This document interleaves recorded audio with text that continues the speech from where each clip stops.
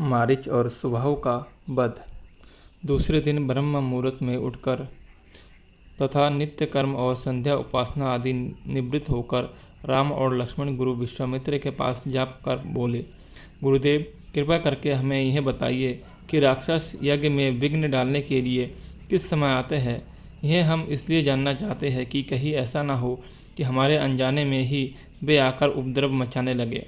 दशरथ के वीर पुत्रों के इन उत्साह भरे इन वचनों को सुनकर वहाँ पर उपस्थित समस्त ऋषि मुनि अत्यंत प्रसन्न हुए और बोले, हे रघुकुल भूषण राजकुमारों, यज्ञ की रक्षा करने के लिए तुमको आज से 6 दिनों तक रात्रियों तक पूर्ण रूप से सावधान मुद्रा में और सजग रहना होगा। इन 6 दिनों में विश्वामित्र जी मौन होकर यज्ञ करेंगे। इस समय भी वे तुम्हारे किसी भी प्रश्न का उत्तर नहीं देंगे, क्योंकि वे यज्ञ की दीक्षा ले चुके हैं। सूचना पाकर राम और लक्ष्मण दोनों भाई अपने समस्त शस्त्रास्त्रों से सुसज्जित होकर यज्ञ की रक्षा में तत्पर हो गए। 5 दिन और 5 रात्रि तक वे निरंतर बिना किसी विश्राम के सतर्कता के साथ यज्ञ की रक्षा करते रहे, किंतु इस अवधि में किसी भी प्रकार की विघ्न बाधा नहीं आई।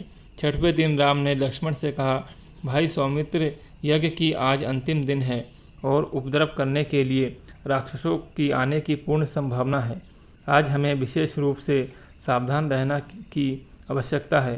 तनिक भी असावधानी से मुनिराज का यज्ञ और हमारा परिश्रम निष्फल और निरर्थक हो सकते हैं। राम के लक्ष्मण को अभी सचेष्ट किया ही था कि यज्ञ सामग्री चमस समिधा आदि अपने आप भभक उठे।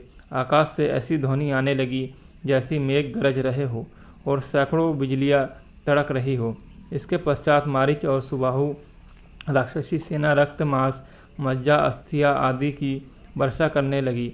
रक्त गिरते देखकर राम ने उपद्रवीकारियों पर एक खोजपूर्ण दृष्टि डाली।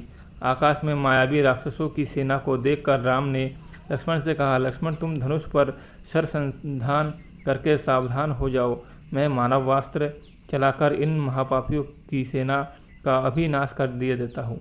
यह कहकर राम ने असाधारण फुर्ती और कौशल का प्रदर्शन करते हुए उन पर मानवास्त्र छोड़ा। मानवास्त्र आंधी के वेग से जाकर मारीच की छाती में लगा और वह उसके वेग के कारण उड़कर 100 योजन अर्थात 400 कोस दूर समुद्र में जा गिरा। इसके पश्चात राम ने आकाश में अग्नेयास्त्र फेंका, जिससे अग्नि की एक भयंकर ज्वाला प्रस्फुटित हुई और उसने सुबाहु को चारों ओर से आवृत कर लिया।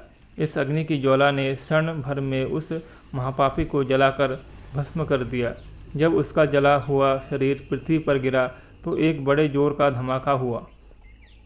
उसके आघात से अनेक वृक्ष टूटकर भूमि पर गिर पड़े। मारीच और सुबाहु पर आक्रमण समाप्त करके राम ने बच्चे कुचे राक्षसों का नाश करके के लिए व्यापक नामक अस्त्र छोड़ दिया। उस अस्त्र के प्रहार से राक्षसों की विशाल सेना के वीर मर मर कर ओलों की भांति भूमि पर गिरने लगे।